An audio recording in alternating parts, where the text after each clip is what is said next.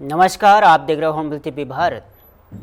लखनऊ से बड़ी खबर आ रही है, जहां मुख्यमंत्री योगी आदित्यनाथ ने आज जनता से सीधे संवाद किया। मुख्यमंत्री योगी आदित्यनाथ ने आज 5 कालिदास मार्ग स्थित अपने सरकारी आवास पर आयोजित जनता दर्शन में लोगों की समस्या सुनी और संबंधित अधिकारियों से प्राथमिकता के साथ समस्याओं के शीघ्र समाधान के निर्देश दिए गए। हर दिन की तरह बड़ी संख्या में लोग अपनी समस्या लेकर मुख्यमंत्री के सामने पहुंचे। सीएम योगी ने हर एक फरियादी की बात गंभीरता से सुनी और मौके पर ही अफसरों को कार्यवाही करने के निर्देश दिए गए। मुख्यमंत्री ने अधिकारियों से कहा कि जनता से जुड़ी शिकायतों में तोल मतोल या लापरवाही किसी भी कीमत पर बर्दाश्त नहीं की जाएगी। जनता दर्शन के जरिए सीएम योगी लगातार आम लोगों से सीधे जोड़कर शासन को जवाबदेह बना रहे हैं।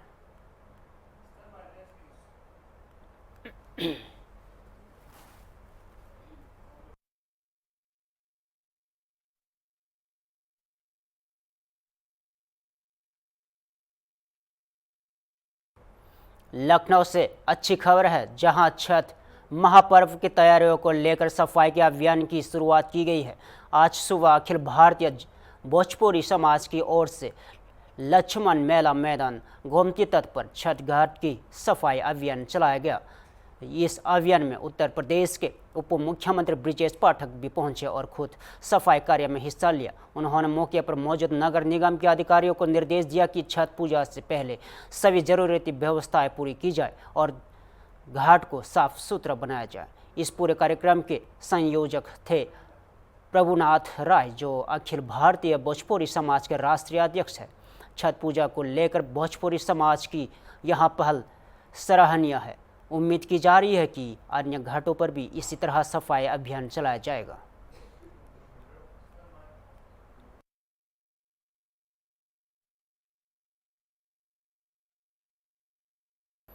बरेली हिंसा के बाद अब सीतापुर में प्रशासन सतर्क हो गया है। आगामी त्योहारों को देखते हुए पुलिस प्रशासन ने शहर में फ्लैग मार्च निकाला और सुरक्षा व्यवस्था का जायजा लिया। सीतापुर में सिख सर्दियाँ, नवरात्र, विजयदशमी और दीपावली जैसे त्योहारों को ध्यान में रखते हुए आज जिला प्रशासन और पुलिस ने बाजारों और मंदिरों और प्रमुख स्थलों पर फ्लैग मार्च और पैदल गश्त की। इस दौरान डीएम अभिषेक आनंद और एसपी अंकुर अग्रवाल भारी पुलिस बल के साथ सड़कों पर उतरे। दुर्गा पूजा पंडालों की सुरक्षा व्यवस्था की भी परखी गई और आयोजकों को सख्त निर्देश दिए गए कि जिलाधिकारी अभिषेक आनंद ने कहा कि त्योहारी मौसम में सीतापुर पुलिस पूरी तरह मुस्तैद और प्रशासन साफ कर दिया है कि किसी भी तरह की शरारत या स्टंटबाजी करने वालों के खिलाफ सख्त कार्रवाई की जाएगी। देखिए, नवरात्रि के दृष्टिगत प्रशासन और पुलिस दोनों सजग हैं। उसी क्रम में आज हम लोगों ने शहर में निरीक्षण किया और यहाँ जो एक पंडाल बन रहा है उसका भी निरीक्षण किया। यहाँ आयोजकों से भी वार्ता हुई और उनको जो यहाँ व्यवस्थाएं करनी है उसकी भी हम लोगों ने समीक्षा की। उनको क्या समस्या आ रही है इस बारे में भी जाना और हम लोग इसलिए पूरे शहर में भ्रमण कर रहे हैं। हमारी टीम्स भी लगातार भ्रमण कर रही है। जो नवरात्रि का पर्व है उसको शांतिपूर्ण तरीके से, लोग उल्लासपूर्ण तरीके से मनाएं, लेकिन शांतिपूर्ण और जो नियमों के अंदर रह के मनाएं। उसके लिए हम लोग लगातार भ्रमणशील हैं और सजग हैं। अक्टूबर को मिलाप होने वाला है, इसको लेकर क्या तैयारी की है? देखिए, भारत मिलाप के आयोजकों ने तैयारी की है, उसकी भी हम लोग समीक्षा करेंगे और जो भी अपना उनको अनुमति मिलेगी, अनुमति की शर्तों के तहत उसके तहत शांतिपूर्ण तरीके से उसको मनाया जाए। तमिलनाडु के करूर में विजय वेत्री काजगम की चुनावी रैली के दौरान हुई भीषण भगदड़ में मृतकों की संख्या अब 41 तक पहुंच गई है। इस दर्दनाक हादसे में अब तक 18 महिलाएं और 13 पुरुष, 5 युवतियां और 5 युवक अपनी जान गंवा चुके हैं। ताज़ा जानकारी के अनुसार करूर निवासी 65 वर्षीय सोगुना और जो वेंटिलेटर पर आईसीयू में थी, उनका इलाज के दौरान निधन हो गया है। इस हादसे में सबसे अधिक पीड़ित करूर जिले से है, कुल 34, जबकि इरोड, तिरुपुर और डंडीगुल से 2-2 और सेलम से एक व्यक्ति की मृत्यु हो गई है।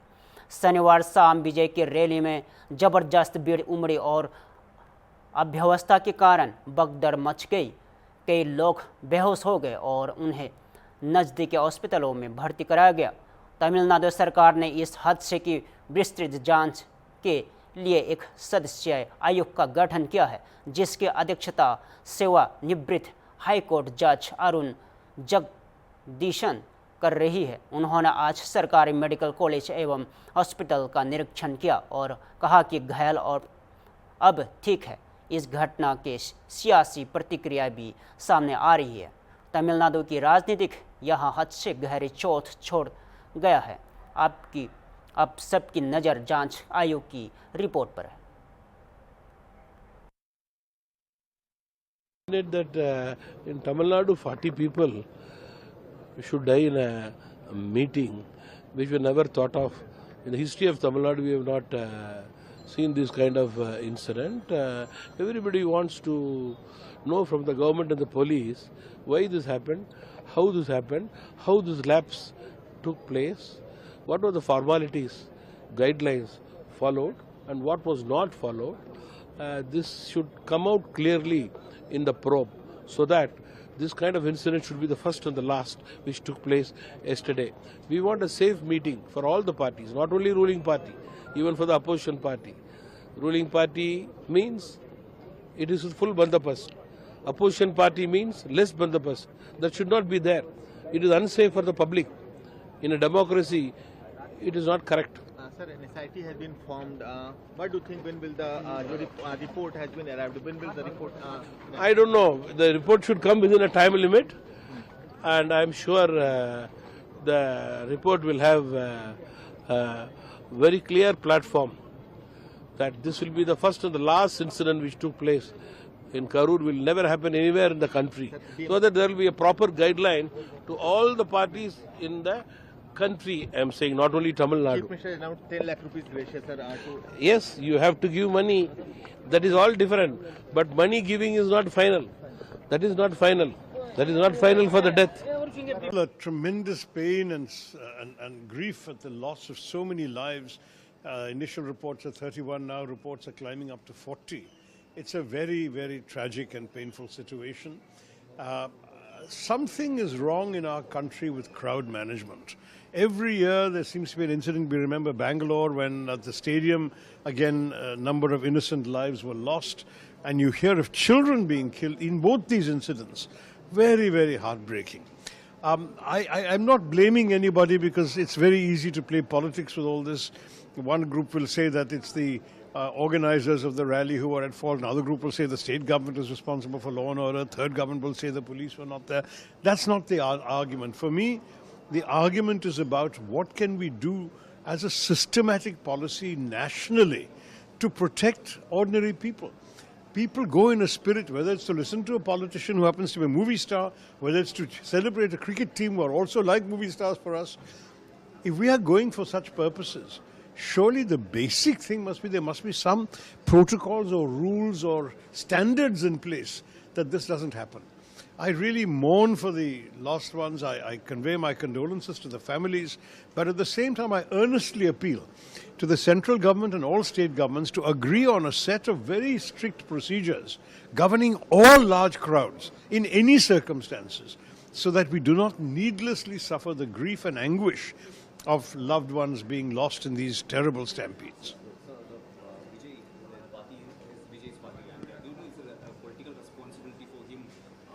Look, everyone is responsible. I'm afraid it's one of these situations where the organizers of a political rally or a cricket rally or anything else, they get some portion of the responsibility. The state government has to also shoulder the responsibility for maintaining order. Public order is a state issue. And the police have a responsibility for also doing all of that. So clearly, pinning blame one or the other, this what they call in Hindi, tu mein, is not my kind of approach. I want a solution. I want to take steps so that in future we don't have any such incidents. At present, we don't want to blame. We don't want to do the blame game now. But the government who are responsible for giving an adequate protection and also for an orderly public meeting, whoever is organizing it. So prima facie, It is the dharmic responsibility of the state government. And not only this is the first incident that is happening. In the past 2 years, on several instances that even BJP has faced it, that they did not provide a proper venue and proper security arrangement, and even for a protest, democratic right is being denied by the DMK government. So at present, we are expressing our condolence to the families, and we are with the suffered families, and it is very unfortunate to see the children or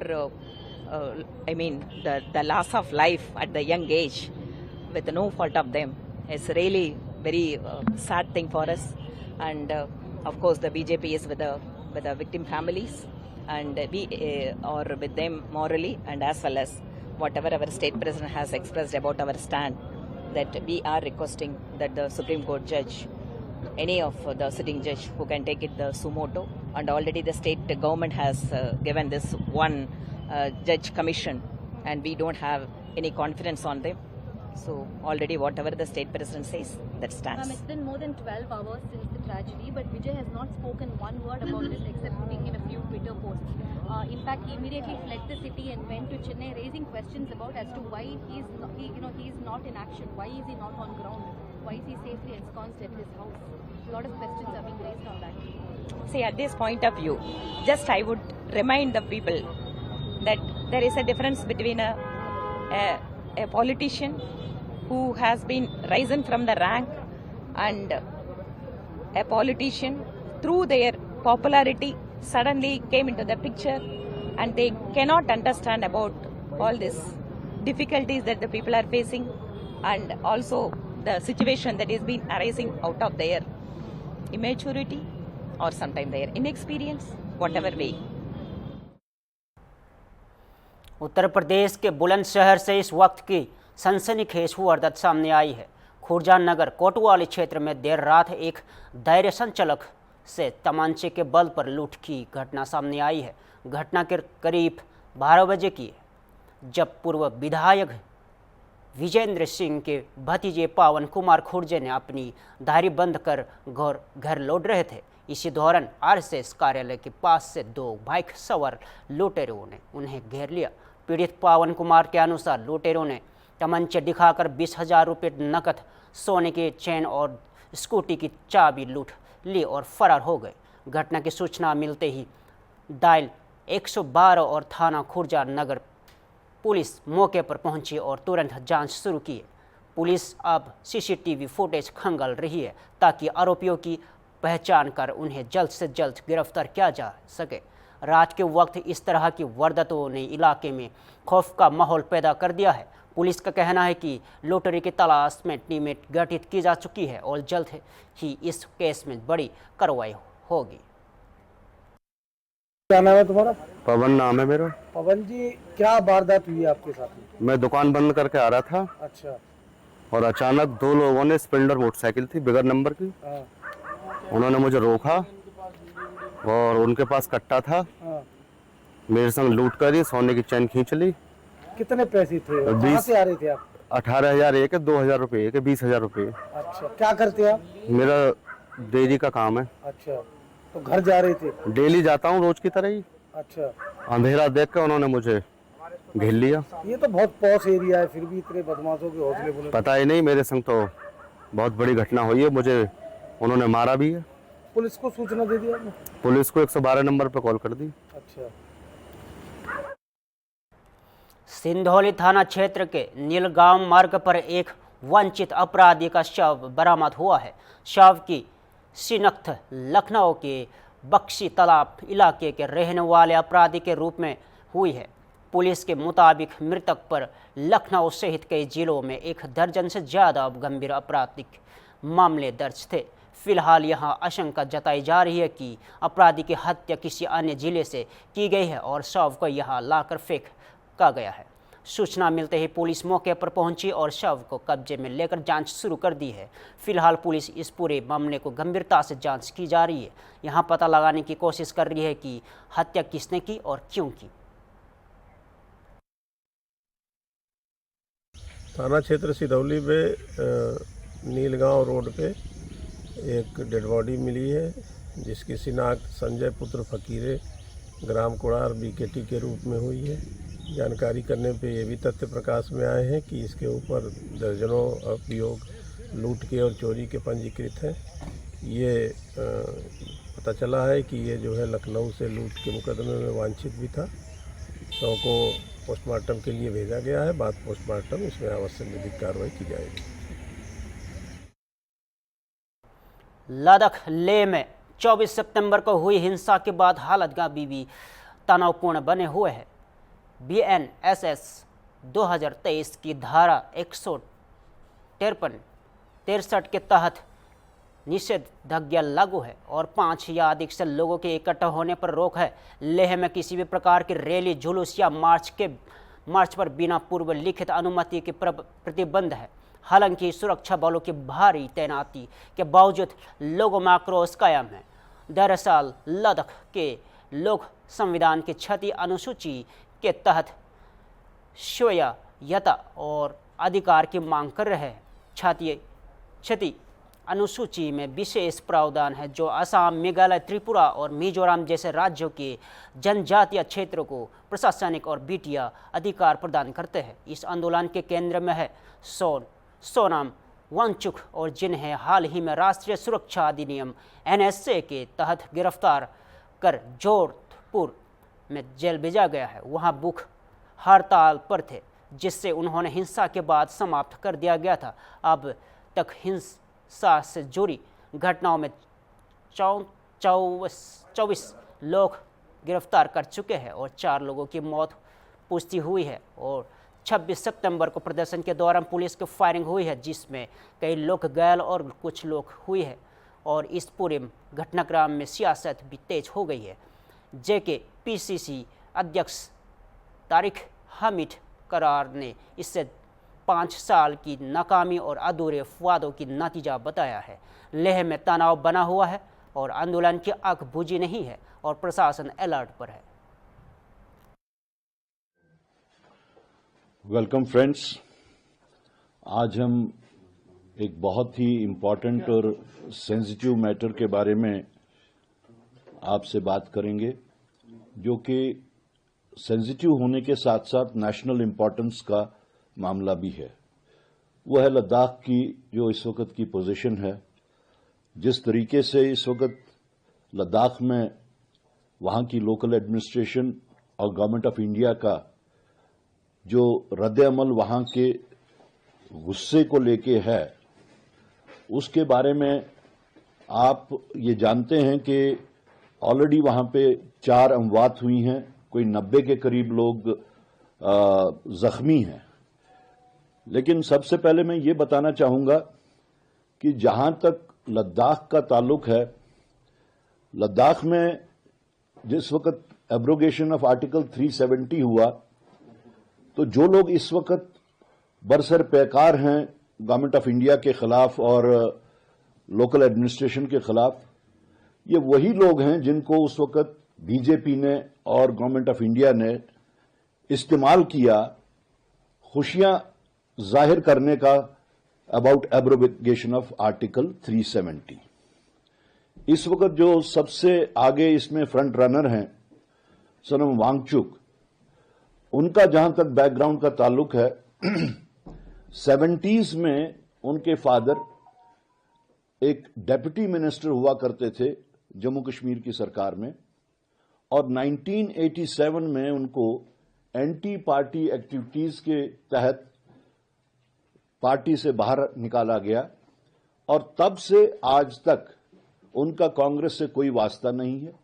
वो 6 भाई और 2 बहनें हैं और सब के सब अभी के दम तक वो बीजेपी के साथ चलते हैं भी।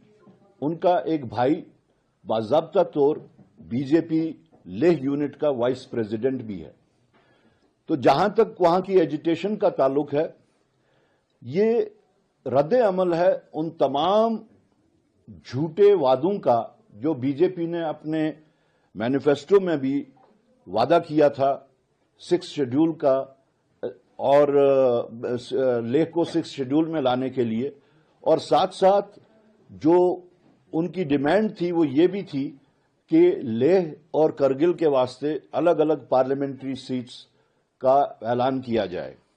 तो ये जो एजिटेशन इस वक्त हो रही है, पिछले 5 साल के धोखे और अनफुलफिलमेंट ऑफ देयर कमिटमेंट्स उसके अगेंस्ट हो रही थी, जबकि सोनम वांगचुक ने वहां पे काफी देर से, कई सालों से वो इस चीज के ऊपर डिमांड कर रहे थे। लेकिन अफसोस का मुकाम ये है कि बजाय ये कि उनके साथ में नेगोशिएट किया जाता, उनके साथ उनको एंगेज किया जाता बातचीत के लिए, उनको पुश टू वॉल किया गया। और इस वक्त जो कार्रवाई वहां पे हुई, जो आगजनी की कार्रवाई हुई, जो गोली चलने की कार्रवाई हुई, कांग्रेस पार्टी उसको एंडोर्स नहीं करती, उसको कंडेम करती है। लेकिन अगर इस वक्त बीजेपी या मरकजी सरकार इस सारे का ठीकरा जो है वो कांग्रेस के ऊपर फोड़ने की कोशिश कर रही है, तो ये एक बहुत ही अफसोसनाक बात। उत्तर प्रदेश के बहराइच जिले के केसरांच इलाके के पिछले के दिनों से आतंक का पर्याय बना भेड़िया आखिरकार वन विभाग की टीम को मृत अवस्था में मिला है। ये वही इलाका है जहां मंझारा, टोकली और रोहितपुरवा गांव में भेड़ियों के हमलों के अब तक 4 लोगों की मौत और 16 से अधिक लोग घायल हो चुके हैं। कल की मुख्यमंत्री योगी आदित्यनाथ ने खुद मंझारा टोकली पहुंचकर पीड़ित परिवारों से मुलाकात की और अधिकारियों को निर्देश दिए थे कि इलाके के जल्द से जल्द भेड़ियों के आतंक से मुक्त कराया जाए। डीएफओ डॉक्टर राम सिंह यादव के मुताबिक ड्रोन सर्विलांस के दौरान रोहितपुरवा इलाके में एक भेड़िया दिखाई दिया। जब वन विभाग की टीम मौके पर पहुंची तो भेड़िया मृत अवस्था में मिला। शव को कब्जे में लेकर पोस्टमार्टम के लिए भेजा गया है और इस बड़ी सफलता के बाद इलाके के लोग काफ़ी हद तक राहत की सांस ले रहे हैं। हालांकि वन विभाग अब तक भी सतर्क है और इलाके में निगरानी गश्त जारी है। देखो साहब, आज कैसरगंज क्षेत्र में वन विभाग की बड़ी कामयाबी थी। एक भेड़िया मिला है, क्या कुछ जानकारी? कैसरगंज के माजरा टोकली के रोहितपुरा एक उसका माजरा है, जिसमें कि जो है सर्च और रेस्क्यू ऑपरेशन के दौरान वहाँ पर एक मृत भेड़िया जो है मिला है और उसको अपेक्षा में लेते हुए पोस्टमार्टम की कार्रवाई के लिए उसको आगे भेज रहे हैं। सर, क्या ये वही भेड़िया था जिसने तमाम दिनों से आतंक मचा रखा था मझारा टोकली इलाके में? इसकी संभावना हो सकती है कि वही भेड़िया हो।